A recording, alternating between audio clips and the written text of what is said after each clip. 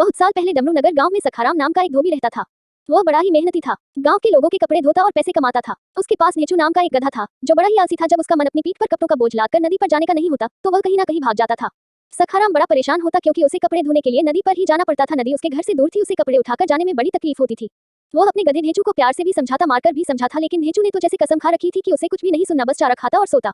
काम करने का तो उसका दिल ही नहीं करता था। ढेंचू सखाराम के पिता के समय से उसके घर में था। सखाराम उसे अपने भाई की तरह प्यार करता था, लेकिन वह ढेंचू के आलस से बहुत ही परेशान हो चुका था। एक बार तो पूरे हफ्ते सखाराम को अपने सर पर कपड़ों का बोझ लेकर नदी तक जाना पड़ा।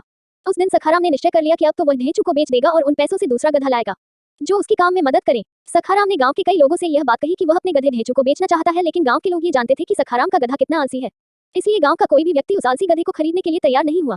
सखाराम ने आसपास के गांव के लोगों से भी इस बारे में कहा, लेकिन ढेंचू के आलस की चर्चा सब जगह फैल चुकी थी।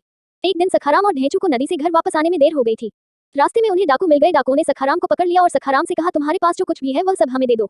सखाराम ने कहा, डाकू महाराज, मैं तो एक गरीब धोबी हूँ, मेरे पास आपको क्या मिलेगा। डाकुओं ने कहा, हमने तुम्हारी और तुम्हारे गधे की चर्चा सुनी हुई है। गांव और आसपास के लोग तुम्हारी और तुम्हारे गधे के बारे में बातें करते हैं। तुम्हारे पास कुछ तो ऐसा होगा जिसकी वजह से सभी तुम्हारे बारे में बात करते हैं।